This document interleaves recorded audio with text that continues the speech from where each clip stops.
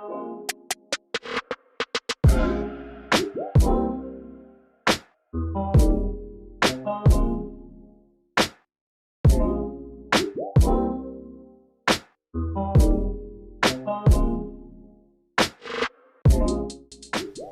everyone!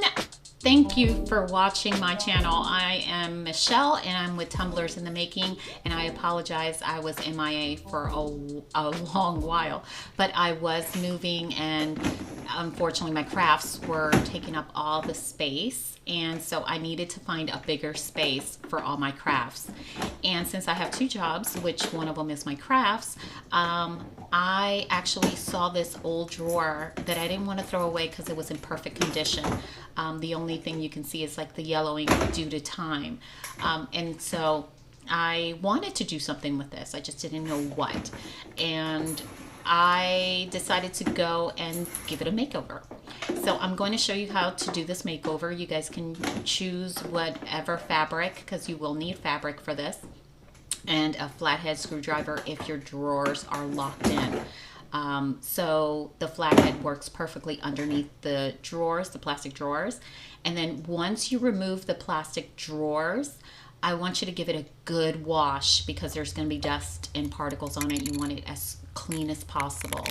And then you're going to go ahead and find yourself a metallic spray paint, or any spray paint that you want. It'll go well with the fabric. Just make sure that it's cohesive with the fabric. So I sincerely feel that you need to choose a fabric first and then figure out the color of your spray paint.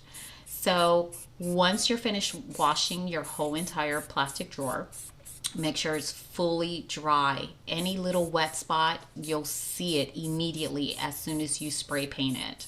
Now this metallic spray paint that I used was a bit hard because as lightly as I was trying to spray it so that there's no overspray, it was very difficult. Like, you literally had to spray this thing down 3 times. But I finally got it to where I needed it to be, and the fabric went well with it. So just make sure that you spray paint it every little corner that you can get on the outside and on the ridges. The inside you don't have to worry about so much because your plastic drawers will also be spray painted. So, and the fabric will cover that as well. So just make sure you give it a good few coats. I say a good 2-3. You may need a second spray can, but for me, I did need a second spray can. I used as much as I can on the first, but then again, I didn't have a lot of spray paint left inside that can, so maybe 2. All right, guys, now that you have everything nice and dry, let it dry for a good 6 to 7 hours because you did add a lot of layers of spray paint, so you want it to really dry. Now, my next step, and keep in mind, is I'm going to use Mod Podge to actually keep this adhered. Why Mod Podge? I figured it might be easier, but honestly, I should have used just regular glue. Just a little bit to kind of get the corner edges. Now, if you notice, my plastic container has a square already indented on top. Then I Mod Podged the whole entire thing. As for the fabric, I left it kind of a little bit more longer on each corner end so that when I bend it down on the corners and let it dry, then I can cut it off and have that excess removed of the fabric. Now, if you don't have this square in the center of your plastic drawer, then what you can actually just grab the fabric and just wrap it all the way through on top. It's going to look beautiful no matter what. And if I didn't have that, I would have done that regardless, because I wanted this beautiful fabric on there. And if you notice, the fabric is also one of my tumblers. I had extra fabric. I just love that fabric so much that I decided to place it on this. Plus it was extras, but I love the fabric regardless. So as you can see, I put the Mod Podge real thick, and then I laid the fabric on top. And I'll show you that in just a minute. All right, so since we all know Mod Podge dries pretty fast, it was already thickening and drying. Thickening is always great to adhere to your fabrics or papers or anything that you want to do. So it was still wet, so I needed to place it down ASAP. Now I'm stretching the fabric to the corners and I'm using my nails. You guys can use the flathead or a flathead screwdriver, or you can use anything that will get into those corner ridges. So you want to get in there, like really in there. Eventually, I did put some glue because I wasn't too happy that it wasn't really like in those ridges really well. It was coming up a little bit as I was cutting it too. So, but this is basically what I did. Now, again, if you want to do, just add some glue in the corners of the fabric so it'll stay. But for right now, this is just the idea that I had, and it worked out, except for the minor little areas that I had, the oopsies where it was lifting on the corners. So that I had no choice. I had to put some glue down, some regular basic Gorilla Glue, because it's not going to run through the fabric and then notice that it wasn't, that it was glue, because you know, regular glue, you can see the haze to it, so you won't see that here as long as you don't overdo the glue. So for the next step, we're going to use our X-Acto knife on this one. But I want you guys to see my mistakes on this. This is the only way you guys don't make the same mistakes. So you see me cutting with my X-Acto knife. I'm cutting around the ridges. They're looking great. I have no issues with it. And then I notice it's lifting.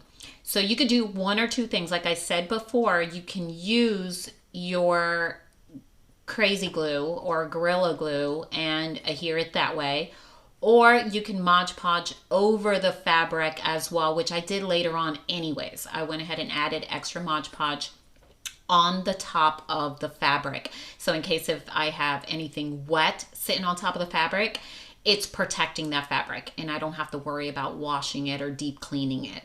And it adhered to it really, really well. And then you can use your X-Acto knife. But I want to share my mistakes, to have mistakes, and make it seem so simple. And it's sometimes is kind of difficult because we're going with our own ideas at that moment and we want to share that with you. So here with me, I want you to see my mistakes and I want you to improve it yourself.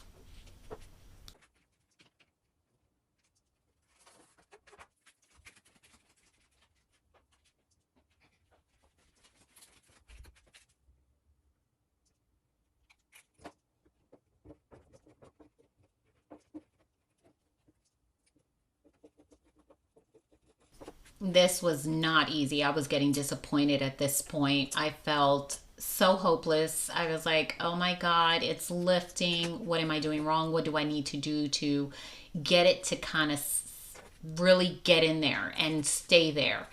So that way when I do cut, I don't have to have it lifted because I didn't want to start all over. So I did whatever I could do. I thought of having this pen tool, or I forgot the name of this tool, but they sell it at the dollar store. So this is easy for everyone to know what it's called. But that little corner ridge helped so much. So I was able to go ahead and add the glue and then hold it down. And then once the glue actually adhered on the corner, my X-Acto knife just cut great. You know, it wasn't perfect, but it cut great. So you guys will have an amazing time cutting away as long as you can glue the ridges a little bit more better than what I did. But of course, we're all learning. So I'm glad to share this with you guys.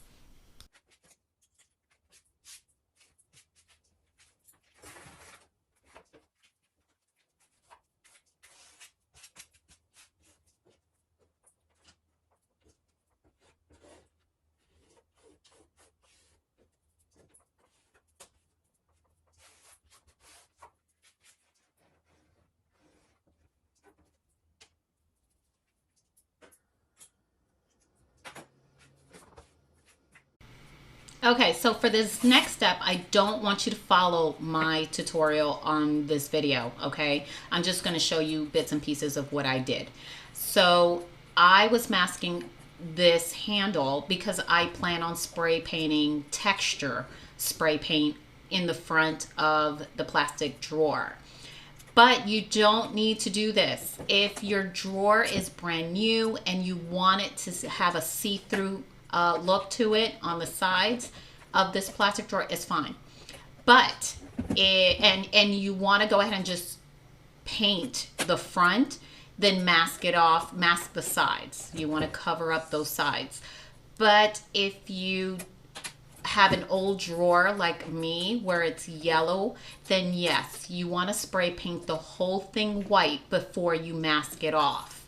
Now, I did use the stone spray paint and a beige spray paint. I did the beige first, let it dry, and then I did the stone. And you can feel and see texture on the front facing of this drawer. Now, I had to go ahead and mask the handle yet again on this video, because then I had second thoughts. I thought it was best that I just spray painted white on the sides of this drawer, if that makes sense. So I had to do this tedious task of rethinking and redoing certain things, but I'm making it easier for you guys. Just spray the whole thing, and if you don't want to use stone, that's fine. Spray the whole entire thing. And if you are going to use the stone or textured front facing, then you'll have to mask your handles. Make sure you use painter's tape and get the ridges as close as you can so it doesn't get ruined. Now for this next step, I forgot to turn on my camera and show you what you needed to do for the handles. I'll be placing fabric for the handles, as I told you before. And what I did is that I used a brand new masking tape, the painter's tape, placed it onto the handle, and then as I placed it, I pushed onto the corners with my nails, and then I used an X-Acto knife so I can get the perfect outline of the handles. So then I grabbed my fabric, placed it upside down, and as you can see, I placed the tape on there as a stencil, grabbed a pen, and then marked all the way around it so I know where to cut. And I pretty much used my tape on a specific part of this fabric where it's going to look really, really nice.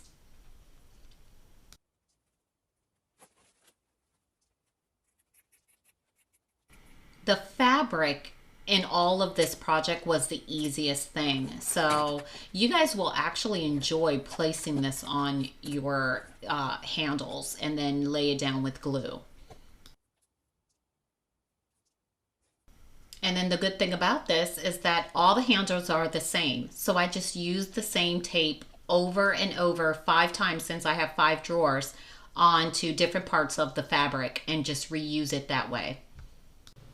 All right, so we're gonna go ahead and lay the fabric down, and I had pieces of strand of fabric sticking out. That's gonna happen to any fabric that you mess with. It's gonna have those extra fabrics, you know, little hairs kind of sticking out. So I was cutting those away. And then there's other ways of you also eliminating those extra strands of fabric, and that's to burn them. But you wanna be gentle with that. Now lay your glue in there, and I used Gorilla Glue, not Mod Podge, because I felt Gorilla Glue did more than, you know, the Mod Podge. So as I was placing the fabric down, it fit perfectly. So I didn't have to wait too long for it to dry either. It adhered pretty fast. So I'm pushing the fabric also, not too much, but I did push the fabric slightly so it'll fit those edges like it was supposed to be made that way. And then another thing that I want you to know is that you want to do sectionals. You don't want to rush this by just placing glue all over the handle. You want to do sections, so that way it'll come out perfect and you don't have to ruin it and then start all over. But this was the easiest thing for me out of the whole process, besides, you know, the top part of the fabric. I had a little bit of a dilemma there, but I know now, I wish I did before, that the glue is a perfect thing to use to hold down those fabrics onto whatever plastic you have. And then Mod Podge so you won't use too much glue either, because it is toxic. Glue is toxic.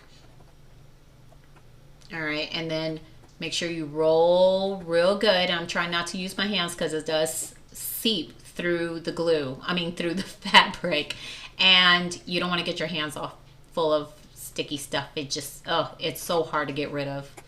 Just like I did with my tumbler, if you've noticed, the fabric tumbler that I did, I grabbed a torch and I burned it. I did the same thing here on the extra strands that were coming out. Now you guys can just cut it or use an X-Acto knife. I prefer just to cut it.